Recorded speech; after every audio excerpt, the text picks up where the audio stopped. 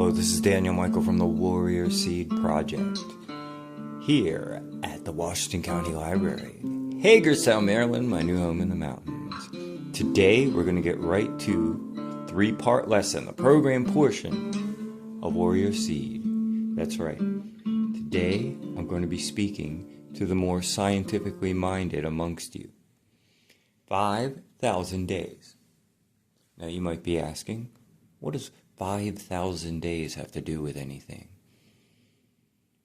5,000 days is how many days I have to live if I live to be 80 years old. How are we going to spend those days, ladies and gentlemen? Where we come from is important. In fact, it can be incredibly valuable. But where we're going is far more important.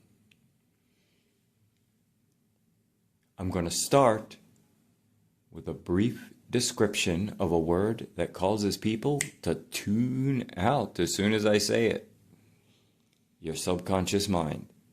Sometimes just saying subconscious, they think it's some sort of high-end intellectual phrase meant for tenured professors in the ivory towers of philosophical thought. No. It's what reminds you to breathe. It will remind your heart to keep beating. Or behaviorally, because it is linked to your behavior. You learned how to turn on and off a light switch. You don't really give it much thought. You walk into the room and you click the switch. That's your subconscious mind. Play guitar. You forget. I play guitar myself. You almost forget what your fingers are really doing down there. They've been trained. Muscle memory, subconscious mind. An athlete is a fantastic example. Shooting a basketball through a hoop. Rehearsing a wrestling move. However many, 5,000 times, as the samurai used to say. Now, some of you know me as a mystic. Today I am talking straight science, appealing to the scientific mind. This is science, folks. Your subconscious mind, by extension, your brain, your nervous system, your body, is the most powerful energy and information processing system in the universe, except for maybe the universe itself. And your subconscious mind is the software that runs it. So, we'll take some of the either new aginess or high-end philosophicalness off and away from the term. The first thing I want you to do, step one. This will be fairly short, three-part. Beginner lessons, yes, even for those who don't meditate, even for the many people who have told me I can't meditate. So, awareness and silence. Start just getting more quiet time in nature, in a place in your house where you won't be disturbed. You can just start with 15 minutes. Just spend some quiet time. You can even do it with a pen and paper or maybe some calm music. Step 2. Distraction reprogramming. You know, getting all those little hits and likes on social media, they are a dopamine hit. Every bit the same, just perhaps lesser than if you're doing a substance. Reprogram that. I personally, I wake up, I don't look at social media for an hour. That's a rule for me. Absolutely none. And I have projects that I want to look at and see what's going on, and you may too. Absolutely not. It's not a negotiable. Now, this can be gradual. You can also include something like a strategic. You can include a strategic time for doing these things. There's nothing wrong with the activities. Just like so many things in life, even drinking. There's nothing wrong with having a few drinks when you come home and relaxing, or a couple glasses of wine with dinner. It's when you have loaded your system up so much and corrupted it, because that's what it is.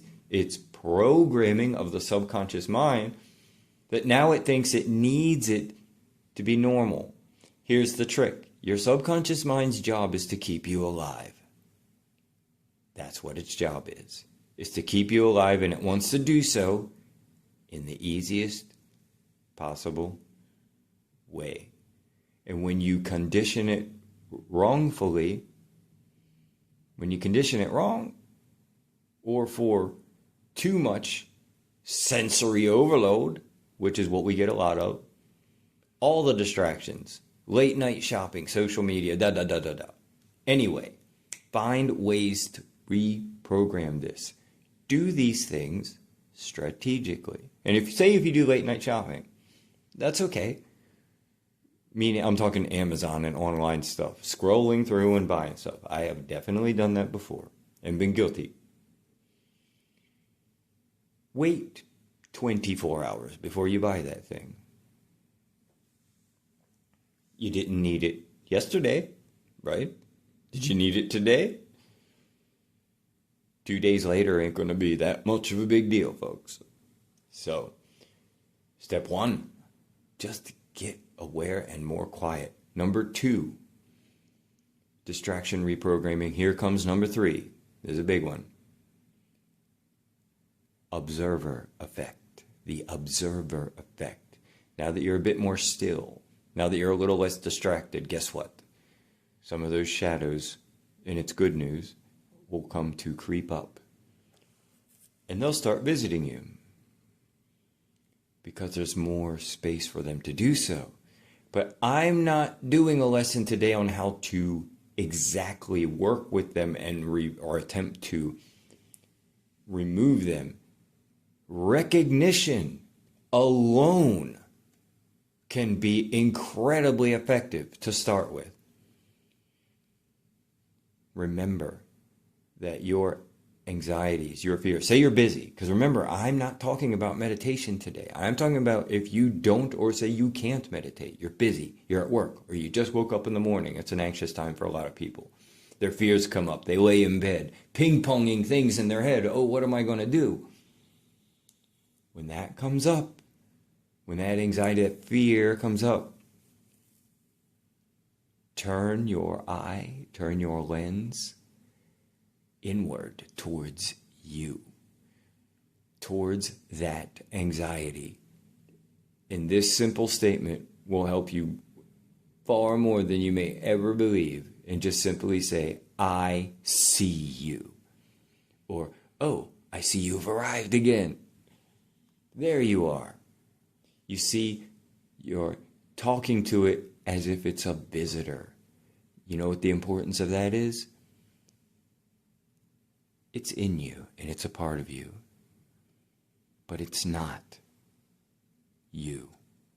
It's not your core. It's something that happened to you from an imprint, from a trauma, or from bad programming as either an adult or a child. You have to look at it and just recognize it. Say you're busy at work. I'm telling you, there's times where I start to get really heated at work, or really anxious, or something, whatever the feeling is. I go, oh, there you are. Like being visited by someone who overreacts all the time. I see you. All right. Now just settle down. View those emotions like they're immature, like they're visiting you, and look, I don't have time for you. Do you know a statement I use? It's one of my favorite statements. I'll talk to my subconscious mind, like this is if I have a couple extra moments, like I'm not real busy at work and this happens, say I'm walking down the street, whatever it is. I will say, look, subconscious mind, I appreciate you keeping me alive all these years, but I am no longer available for mediocrity. I am no longer available for mediocrity. Yes, I see you over there, fear. I see you, anxiety. You see, the ego is something that you have. It's not something that you are. And in fact, your ego could be a very valuable tool, but it can also destroy you. That's the thing. Here's the next important thing. Now, if you tranced out for a second, come back to me. Come back with me. Let's say anger is an example. You're angry. Some anger comes up. Do not respond to it with the same level of force. Don't respond to your anger with a whole bunch more anger. Get out of here. No, you got to say it calm. There you are. I see you. And just go away. I'll deal with you later. And at some point you will deal with it later. But it doesn't have to haunt you right now. So I'm talking about in the moment kind of stuff. Now this is very simple. Techniques in therapy are very simple, folks. It's like doing a bicep curl isn't all that intellectually difficult to do. It's having a workout routine and actually engaging in that discipline every day. That is the difficult part to do. This will keep building up a residual effect, but react to these shadows, react to these fears, anxieties of all different kinds, but with non-reaction. So, review: awareness and silence, distraction reprogramming, and then the observer effect. When a negative emotion comes up, and I mean during your busy day, not during meditation, say, I see you. There you are. I am not available right now. So, this can help. And I'm talking about even to help bring about things in your life. And to my scientific friends, no, I'm not talking about mystical law of attraction, even though it could apply. And yes, this kind of programming can help you be successful in other areas of your life because it begins to adjust your identity. And so much of our psychological transformation, it's identity transformation. And if you don't believe in things like magically bringing about, let's just say, abundance to your life, what you're doing then, to, let's say, the non-believer, the scientifically minded, earthy science, atheist, whatever the terms are, you're adjusting the lens. Now you can see opportunity everywhere. You start to adjust to a more positive default mindset to where you can adjust the lens internally and externally out in the world. And instead of going to the store and expecting a rude employee,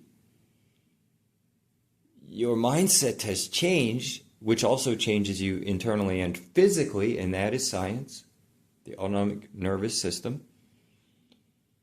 Suddenly all these rude people don't seem to be there. It's because your lens has changed. You're seeing it differently. It's also one of the importance of keeping company with people who are of similar goals, or at least are not in the negatives. Our job is to adjust the lens by doing the internal work, and the external starts to change. Why? Because your way of seeing it changes. All the realities are there. There are many realities. There are many realities.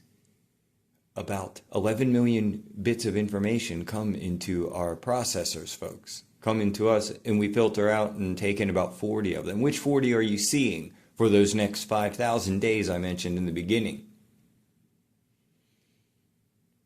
All the realities are there. All the opportunities. Walk into a town like I do when I walk around here, and I say, well, I'm quoting Grant Cardone from this one. Oh, okay, my money's here. Somebody's holding on to it for me. I guess I just got to go get it.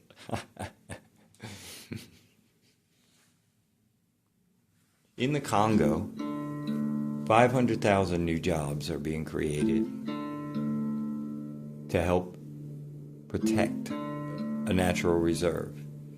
1,000 millionaires are made every day in the United States of America. In Canada, Marcel Lepieux, if I said that right. One man, one entrepreneur, built 99 houses for the local homeless population. That's one guy. You see, there's terrible behavior out there, and there's good. Adjust the knobs and the controls on your lens. I'm Daniel Michael. Warrior Seed, meditation is a weapon. I'm here from my new home in the mountain, Hagerstown, Maryland. Have a great Wednesday. And remember, tell your subconscious mind the next time a fear comes up or a doubt, thank you. Thank you so much. Thank you for keeping me alive all these years, but I am no longer available for mediocrity.